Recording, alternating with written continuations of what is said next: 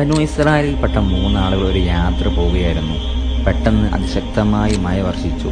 ഇനി മുന്നോട്ട് നീങ്ങാൻ സാധിക്കുകയില്ലെന്ന് മനസ്സിലാക്കിയ അവർ താൽക്കാലികമായി തങ്ങാൻ ഒരു സ്ഥലം അന്വേഷിച്ചു നടന്നു. അങ്ങനെ അവർ ഒരു മലമുകളിൽ ഒരു ഗുഹ കണ്ടെത്തുകയും മഴ തോരുന്നതുവരെ അവിടെ വിശ്രമിക്കാമെന്ന് കരുതി അതിൽ പ്രവേശിക്കുകയും ചെയ്തു. എന്നാൽ പെട്ടെന്ന് ഒരു ഉഗ്രൻ ശബ്ദത്തോടു കൂടി ആ മലമുകളിൽ നിന്ന് ഒരു ഭീമൻ പാറ ആ ഗുഹയുടെ മുൻഭാഗം മുഴുവൻ മറഞ്ഞു പോകും വിധം അടഞ്ഞു നിന്നു. അങ്ങനെ ആ ഗുഹക്കുള്ളിൽ ആ 3 പേരും അകപ്പെട്ടു.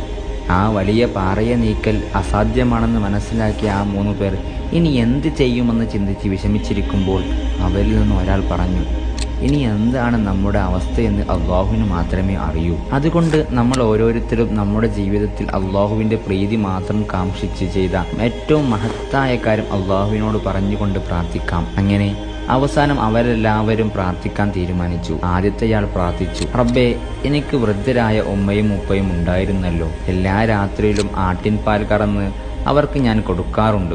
അവർ കുടിച്ചതിനു ശേഷം മാത്രമേ ഞാൻ എൻ്റെ കുട്ടികൾക്ക് പോലും കൊടുക്കാറുള്ളൂ. എന്നാൽ ഒരു ദിവസം പുറത്തു പോയ ഞാൻ രാത്രി വീട്ടിലേക്ക് തിരിച്ചെത്താൻ വൈകി.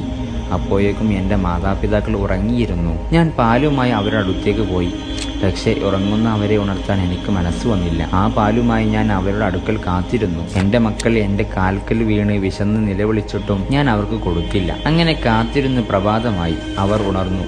ഞാൻ പാൽ അവർക്ക് നീട്ടുകയും അവരത് കുടിക്കുകയും ചെയ്തു. റബ്ബേ, ഞാൻ ചെയ്ത ഈ പ്രവൃത്തി നിന്റെ പ്രീതി മാത്രം കാംക്ഷിച്ചു കൊണ്ടാണെങ്കിൽ ഈ പ്രയാസത്തിൽ നിന്ന് നീ ഞങ്ങളെ രക്ഷിക്കണേ. അപ്പോൾ ആ പാറ ഒന്ന് ചെറുതായി നീങ്ങി. പക്ഷേ ആർക്കും കടന്നു പോകാൻ പറ്റാത്ത രൂപത്തിലായിരുന്നു ആ വിടവ്. അതിനുശേഷം രണ്ടാമത്തെയാൾ പ്രാർത്ഥിച്ചു തുടങ്ങി.